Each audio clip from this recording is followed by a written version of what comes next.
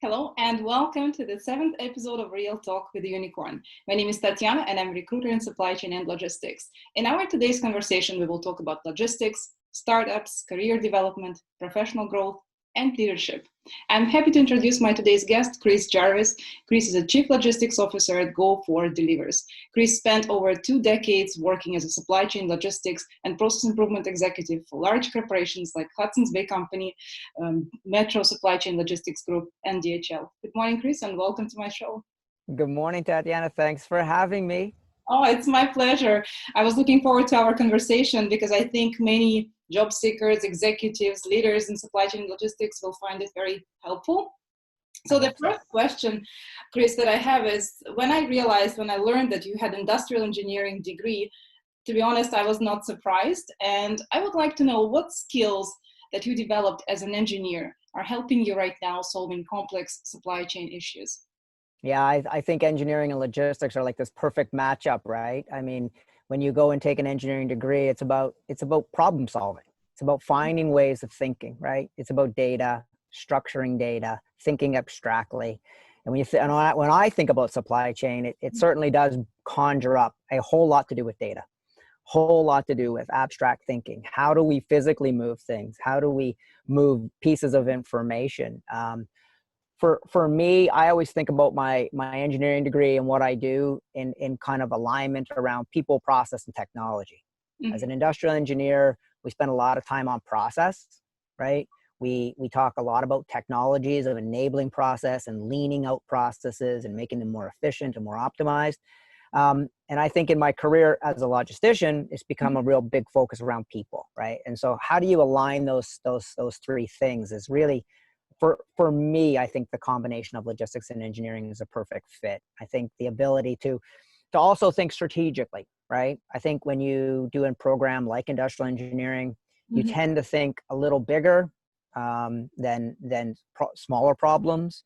And I think that brings with it a strategic element. Like you're forward looking, you're wanting to get to a different state. You're always ambitious around, changing things for the better.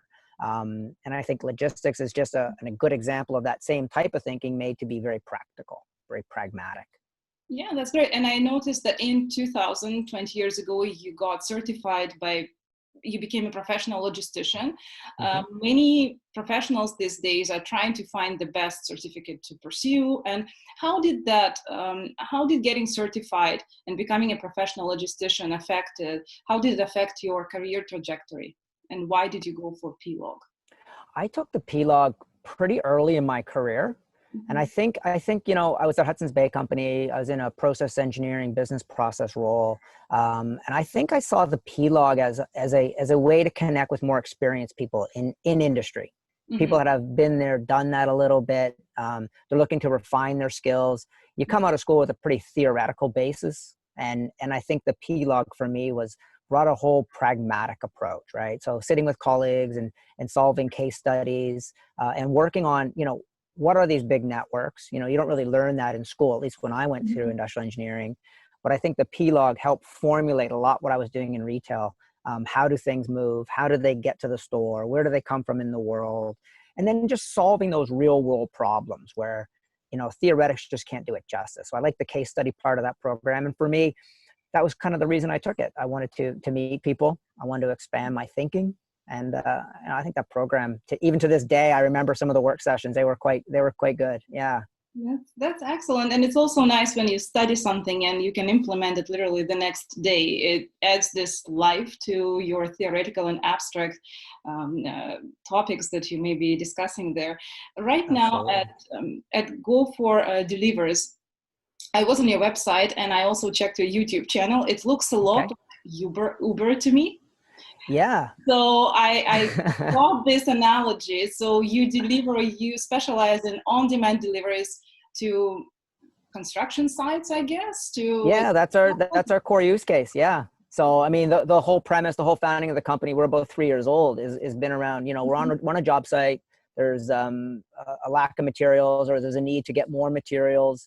You've got a highly skilled workforce that if they don't have what they need, it becomes unproductive. And so the whole use case was, well, hey, you shouldn't go leave the work site, and typically the most senior guy, the foreman, gets in his pickup truck, stops and gets coffees, gets warm, and eventually gets back to the job site with the material. But, our use case today in 2020 is, I think we can solve that, right? So we've got mobile technology, we've got connected networks.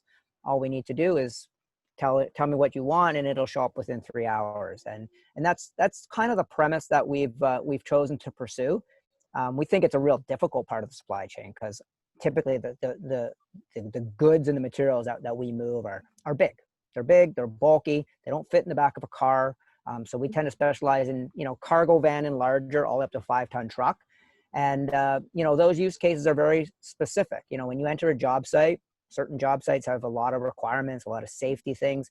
Of course, after COVID, it's just gotten more intense. So the ability to really, be there just in time, in alignment with the codes and the work environment that you're going into, to find that person you're trying to contact, to give the goods, all becomes use cases that we're working hard to solve for construction industry. And of course, when you start doing those use cases, other people start contacting you saying, well, what else could you do? Of course, if we can do a 5-ton truck and move some complicated materials, and of course we can do cars, right? And so, over COVID, there's really been a lot more thrown at us as a small company that we're contending with, but obviously retail's changing quite quickly. And we're very interested in how we begin to participate in those verticals as well. Yeah, that's great. When I looked at it, you mentioned the bulky materials. The first challenge I thought of was probably urgency, because if someone takes your phone and goes on your app, they obviously need it yesterday or they need it tomorrow, and there is visibility to trucks are available. Is it your fleet? Like, can you tell me more about that, or you outsource that? Yeah, so we have contract drivers. We don't own any assets. We're a tech company. Yeah, when we talk about us tongue in cheek, we talk about ourselves being Uber Eats. We just don't deliver the pizza. We deliver 2x4s. Mm-hmm. And so like Uber Eats, we do a lot of partnerships with merchants. Our biggest customer is Home Depot, Sherwin-Williams, Dulac Paints. We have a lot of merchant vendors that also have pros that they need to service. So we become an extension of their brand. But we also work directly from the job site as well. So yeah, we're technology led. We don't own the trucks. We partner with owner operators. They're contract drivers. A little different work environment for us than Uber. If you can imagine, when you buy a big truck, a 5-ton truck, you don't buy that to take the kids to soccer or use on the weekend. You buy these assets to do or work. You can park on your driveway. Yeah. You can't even park them in your driveway. So you need to find a place to park them, but it's a business relationship, and these are professional drivers. And so we come at the work we do with those kind of programs for our drivers, which is a little bit different than crowdsourcing, as you can well imagine. We just can't post and have anybody take us up on this. We're looking for particular equipment. We're looking for particular experience, but we are looking for drivers who want to become their own bosses, right? People that want to create their owner operator freedoms, schedules, allow them to work when they want and how they want, and really forgo the need to kind of sell their services or worry about routing, worry about payments and invoices. And you can run a business with us and let us take care of that business side for you. So you share with them the startup culture when they own their lifestyle, and at the same time they rely on you for the opportunities to make money with you. So it's a very win-win partnership for both sides. Yeah, we think so. And in the best examples, in the best cases, drivers can not only start with us, but they can also create a small fleet that may work for us. So we've had drivers bring on other drivers and create their own fleet, helping GoFor. And of course, they do help other people, but as they get on to us and they know how we work and the way we treat drivers, I think a lot of them become full-time, and they actually grow little businesses inside of our network. So we're really, really proud about that. And we think, there's a lot of effort that we put into ensuring our drivers' success, right? We see our drivers as a customer. And so everything we do for our customer, we also do for our drivers. And it's really important. There's a lot of people vying for the same resource, the same talent. And we have to show them that, we're here for their success. That's great. And also I see how motivated you are, and the way you talk about, I can definitely see that as an engineer, you're very challenged, because Yeah. obviously there are problems for you to solve on a daily basis. What keeps you motivated? Is it part of the leadership influence? Is it culture, or you are a self-motivated person? Because the reason I'm asking is that motivation is a very fragile aspect, and I'm just wondering what drives you, and where do you get that energy from? I think it's, yeah, I think to your point, I mean, it is fragile, and it's certainly motivators are different for everybody, right? For me, I think my motivation comes, I'm typically a long-term thinker, right? I'm a planner. I like to set goals, objectives, and my motivation comes out of achieving results, right? At the end of the day, it's about personal growth, it's about business growth, it's about being motivated to be better at what it is. And so my motivation is a combination of those things. I think there's a lot in me that wants to drive myself, right, and those around me. I like being surrounded by like-minded people, and so it's a combination, because it's me and like-minded people together, I think, is where the energy starts to really get exciting, and it's where they bring out the best in you and you bring out the best in them. And for me, if I can get in those environments, that's highly motivational to me. And I think I GoFor, we have a lot going on, and we're really busy, and we're the underdogs at some level. But the motivation becomes the challenges we face, right? And knowing we can count on each other, knowing that we're transparent, knowing that there's a team beside you. We don't think we know everything, and so we rely on each other heavily. And I think that reliance on people and shared agendas and shared objectives brings groups together, right? It's not for everybody, right? But I think Oh, absolutely. if you can get those two things where you are that person, and the group is a likeness, it's really powerful. And so I think that's what you need to be successful in this day and age, right? To start something like we've done with one order and grow it to over 200,000 orders, Yeah, it's anything but easy, right? it is. And it brings me to my next question, which is my favorite question. How do you hire people? What are you looking for? Because what you just described, this likeliness, is something that is so hard to identify. If you are interviewing someone, what are you looking for specifically? Is it the technical skill set, or you have your own maybe soft skills that you are looking for? Yeah, it's interesting. I mean, coming from larger corporations, I've always hired for potential. I've always hired for things that can't be taught or trained. I've always hired for a personality trait, motivating factors, personal agendas. At GoFor, it becomes a little more technical, because we're just we're trying to do so much and we have so little. We at times tend to favor some technical aspects of the role are necessary. But past all that, because once you get past, I went to school here and I got this degree and I've done that, it's like tick, tick, tick. Then it becomes what wakes you up in the morning, right? Right. On your best day, what does that mean to you? On your worst day, how do you cope with that? So you're looking for balance. You're looking for, an underlying passion. I have something to prove.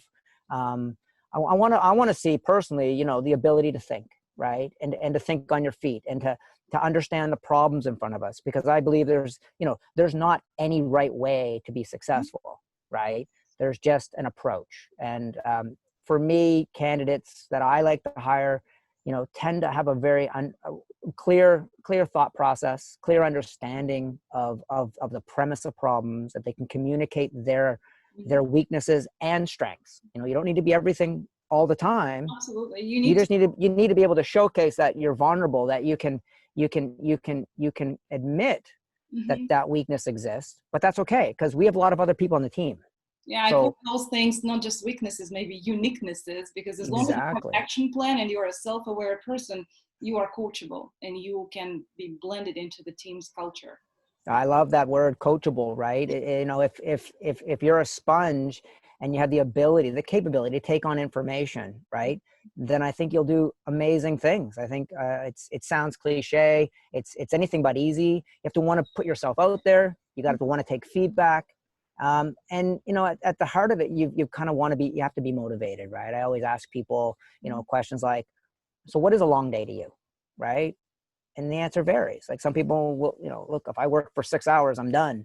You know, other people will be like 16 hours. And so there's this, you know, how hard is too hard for you and how hard is hard, and what do you make of certain situations? And you know, in my interviews, we kind of go through all of those things, and right down to the, you know, the idea that, you know, I'll put a piece of paper and a pen on the table and say, like, let's solve some problems. I mean, we need the ability to work together, right? We can go through all of these criterias and check boxes, but at the end of the day, can we get in the trenches and can we work together? I mean, you know, the easy days are easy, but the hard days are really hard. And so when it's really hard, true colors show up. And when it's really hard, we need the ability to even work better at those times. And if that's not part of their thinking, then that's you know, for me, a challenge, right? It is, and I'm glad that you're screening for that specifically, because if you are serving your clients, if you're aiming to provide the best service, you certainly need to screen people for the worst case scenario. What is their behavioral pattern in the critical situation? That's very important. And Chris, for yourself, you mentioned that, and I've seen it on your profile, you work for really big corporations and now you're part of a startup. It's certainly a different mindset. Is that something that you've always been looking for? How did that transition happen? And what do you enjoy the most right now? Yeah, I mean, it's a big transition. It's not for everybody, right? When we talk about our business, you're really showing up every day, working the front, the middle, and the end. It's a variety of different challenges. I enjoy building things. I enjoy creating new solutions. You know, I think for me, I'm motivated to, at some level, to be the underdog, to prove something, to do something different is inherent to my passions. At GoFor, you know, coming here as a startup, yeah, I mean, I'm glad I have the corporate experience. I think it's allowing me to do the work I'm doing today in a much more clearly defined and more understood as to what done is going to look like for us. So I think that's my contribution to the company. So I think my learning and foundation in corporate has been good. I think at a startup though, it's there's no figureheads. There's no one watching and just directing, and it's doing the smallest of tasks, it's doing the biggest of tasks, it's working 2 levels above your role in your title at times, and it's fast paced on top of that. And so you know, it's not for everybody. It's certainly for me. I really love the experience, and you know, like I said earlier, I think it fits me, right? If you have the DNA to want to go there, yeah, there's a lot of rewards, right? You get to work absolutely cross-functionally. You get to create something, right? Often there is no answer. So what do we want to shape the future? How do we want to shape our culture? If we do this, will it work? I don't know. Should we try it? So this concept of failing fast is in startups because you don't know, and you take a chance and you see if it resonates. And if it doesn't resonate, then you do things like pivoting. And so there has to be a real understanding. And I think in, you know, my roles connected to salespeople, you know, you have to understand there's going to be failures. Yeah, a part of the being in a startup environment is working closely with sales and being a salesperson yourself in many cases, promoting your company and being involved into the business development process. How is that correlated on your side? How do you deal with sales team, and what is your advice? It's so interesting, sales. I mean, at the end of the day, I ask this question, but I cannot avoid it, to be honest. Yeah, at the end of the day, like I show up to do kind of operational things, right? But you know, it doesn't matter how good you are at whatever you do. If there's no sale, it doesn't really matter, right? If we don't get revenue through, we're not a company. So we all become salesmen at some level. I mean, I think myself and Brad Rollo, our CEO, spend the majority of our time in front of people talking about the business, right? Talking about our ambition, our goals, the industry. And so we're inherently always selling at some level. And I think sales has become much more aligned with my background with engineering. I think today people want to hear, you know, not just not just what you want to say, but how do you do it? You know, my number one question is how, right? How do you hire drivers? How do you do this? How does this work? So there's a lot more talking now, I find, about the solution. You know, what separates you and why, versus you know, a pure sales approach of, this is the service, would you like to buy it? I mean, our service is pretty straightforward. But as straightforward as that may be, we're always introducing some tailoring, some customization, some understanding of our customer's unique problem, right? And how do we embellish their brand? How do we take them where they want to go, versus just serving it up and, you know what, it comes in black. I hope you like black. That doesn't always work. One size doesn't always fit all. And so at some level, has to be an ability to sell, communicate, and adapt. And you know, I think startups are a lot about adapting, right? And yes, it's a lot about making your customer feeling important and tailoring your approach to their specific needs. And in many cases, you are a logistician, you are a solution creator, you are a problem solver, and you also are a salesperson. That is very natural. And so right now during COVID, I noticed that, well, of course, last mile deliveries probably experience a lot of pressure. Yeah. What lessons have you personally learned from that? Because you've been promoted to this big role 2 months ago. And what does it mean to you? How did it change your day? Just like, what are you going through these days right now? No, I think COVID's been really, you know, there's been a lot of unfortunate incidents with COVID, and you know, we luckily for us, you know, we've had a real success because of COVID. So we feel very, very lucky. You know, we're well positioned, and our demand for our services has gone through the roof, right?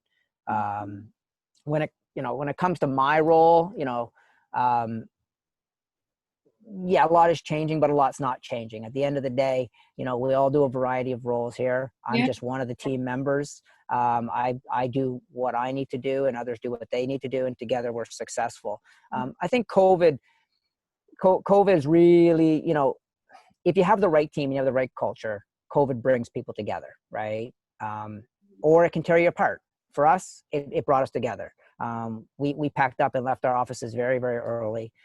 We believe our productivity actually went up as a function of being separated and being connected, you know, living every day. We live in a world of Zoom and Teams meetings like everybody, but we actually run open team meetings. So people walk in the room and out of the room at will. The channels are always open, and you can just walk in at any moment, and I could be working and you can pop in. We work virtually, yeah. So virtually. So we have channels for different departments, and you can come see me, and my door's open and my camera's on. And oh, that's nice. I never thought of that. So that's how you address that concern that many people have, that I cannot show up in the office, I cannot talk to you when I need to. That's a really good idea too. So some of those thinkings, right? Yeah, I mean, it was kind of unique. Some of our team members came up with that, and you know, we have a great culture where we want to engage with each other, and we want to share ideas. So how do you do that virtually? And we now have these different rooms, and they're virtual rooms, and you can show up and you'll find 6, 7, 8 people all in the same room working quietly, or you'll hear them talking, and you can participate and ask questions. I know it's taking a lot of bandwidth from people, but you know, these are small issues. But you know, this is how we choose to be open with each other. I'm available. You know, whatever I'm wearing. If I didn't, you know, we're you know, it's about the work, right? It's really not about it's about being focused and doing your work together with people. It's not necessarily what you wear and what your hair looks like. It's more of becoming even closer with your colleagues, developing this bond. Chris, are you currently working remotely? Like I'm working a lot of days right here. It's getting a little cold to be outside, but I'm definitely remote. We're all remote. You know, our team is across Canada and the US now. And we meet up virtually most days. Yeah, just like everybody else. But you know, COVID has certainly changed a lot. And so we're really lucky because our business grew.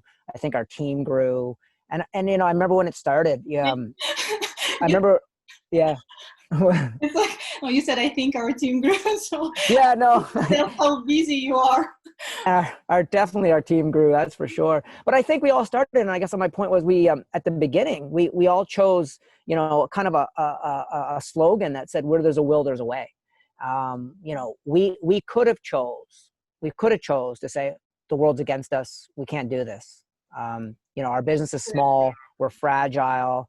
How can we open more markets? How can we onboard drivers? We're just going to have to hold it steady until the end, right? We're just going to have to status quo it as best we can. These are attitude choices, right? What we chose was to talk about, where there's a will, there's a way. And what we chose early on was to take all of our materials, adapt it to online learning, online training, onboarding drivers at a distance. We opened up 6 markets without ever having a person in those markets. And if you can imagine, laying the infrastructure, getting the drivers, getting them trained, getting them actually out to meet customers remotely, these are the kind of things that we chose. We're going to tackle that problem. So you're willing to take risks if something goes wrong. So by choosing that attitude, you're also okay. Like, you take the full responsibility if things go wrong. It's a leadership approach. It's a leadership approach, and it is about, taking risks, right? But I think if you can get enough people aligned on why you need to do those risks and what it means, you're more than willing to go there. And for us, we have to be about taking risks, and we have to be about banding together. So in that period, I resonates with me, right? We were asking, I remember literally having conversations as a management team, going like, how are we going to think differently? What are we going to allow ourselves to do? And luckily we erred on the side of optimism. We erred on the side of tackling some of the issues that were at hand, and our business grew like 7-8 times what it was. And we're lucky to be coming out of that a little bit stronger. Technically, it forced us to fill some gaps. It forced us to do training a little different. It forced us to cross some of these bridges we might not have been ready for, but you're never ready. So you might as well jump in. It just proves that it's sometimes the matter of attitude. And if you know what you want to accomplish, the tools, eventually, if you're a strong team, certainly you will figure things out. And I'm glad that business is prospering and growing. So Chris, there are so many people in the market right now with those, green circles who've been affected by COVID, who are looking for work these days. And for many of them, starting their own company is also one of those options, because, they don't trust corporations anymore. They want to be independent. I know that you had a period in your life for a few months when you were looking for a job, when that period brought you to GoFor. What advice would you give to people who are currently looking for a change, who have to find something in order to pay their bills? Do you have any advice for those job seekers? Yeah, I'd say take a risk, right? Take a risk. Take a risk on you, right? Take the opportunity. I mean, when I was in transition, whenever I am in transition, it's always about coming back and looking inward, right? Find out your passion, find out what you really want to do, see it as an opportunity, right? I don't have a job. I could go back and do what I've always done, or I could do something better. And I think it's a time when you reflect on those things. And if you can, you aim for that better, right? You aim for, I'm going to take a risk right now. I'm going to change directions. I'm going to follow my passion. I'm going to do that thing I always wanted to do. I think, I would say find the motivation, right? To find a better fit, to find a better culture. I intrinsically talk about this all the time. Everything happens for a reason, right? You just don't know what that reason is yet. And so it's a time when you can get a little bit, feeling lost and down on yourself, and you can be negative. You need to try to find a way to flip that. For me, that becomes a balance of looking inward. I tend to like to do my fitness and running and biking at those times, clear my head, explore new ideas. And I think I would offer up, be outward, right? Be outward thinking, connect, build community, right? There's lots of people that are in the same situation. Give back. I during my transition, I've worked with a lot of people, and I remember that because I did some work for people. for no money. Just I want to be involved. I want to explore what you're doing. I want to see if this is right for me, and opening up a lot of doors, and just building community and building connections, but having a positive outlook. Everything happens for a reason. It's going to be better, right? It's just about timing. Exactly. So many things are just a matter of time. And I believe in, if you are in the tough situation in your life, you have everything you need to manage that situation. It's just a matter of discovering that strength within you. It may be fitness, it may be meditation, it may be reading books, it may be talking to people, because many people, when they are depressed, disappointed, or they are going through tough times, they tend to close themselves from others. Yeah. And that's the wrong, that certainly does not help. So being open and willing to contribute your time and help others, because we all have unique knowledge that for some people may be a solution, and sharing that, willing to share your knowledge, I think it's the best way of giving back. It's interesting, right? Because that same emotional state of putting yourself out there and feeling vulnerable and allowing yourself to take risks is all the characteristics of high performance, right? The ability to go through this time and go through it successfully, can almost be seen as a challenge to yourself, right? Can I get through this successfully? Can I think about, how do I not take this personally? How do I see it as a stepping stone? I think there's kind of, there's a mindset there. We talked about it earlier, and it's really a mindset. You can choose to show up in a certain way or not. You can be defeatist and feel this way, or you can say, you know what? I'm here for a purpose and I have a reason. That hasn't changed. I just need to find my people again. And I think for some people it's challenging, but I think you come out stronger. Absolutely, you do, and you become a better leader. It develops empathy. Absolutely.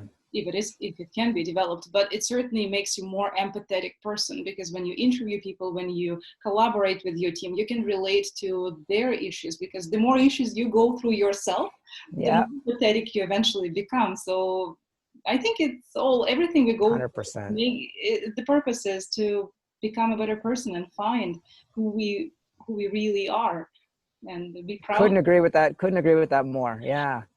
Chris, I know that you're very busy, and I think our conversation, I find it very helpful. I enjoy your energy and how you communicate about business, how you talk about it. I wish your team to grow. I wish business to prosper, and I wish you stay motivated and challenged all the time. And certainly it will be a pleasure for me to collaborate with you and maybe share other stories with our job seekers and employers. So thank you so much. Absolutely, Tatiana. It's a pleasure. Thanks for talking to me. It's good to see you. It's always nice to see how motivated you are and how you live the values that you have. So thank you so much for sharing your positivity with the community. I appreciate the feedback, and thanks I could help.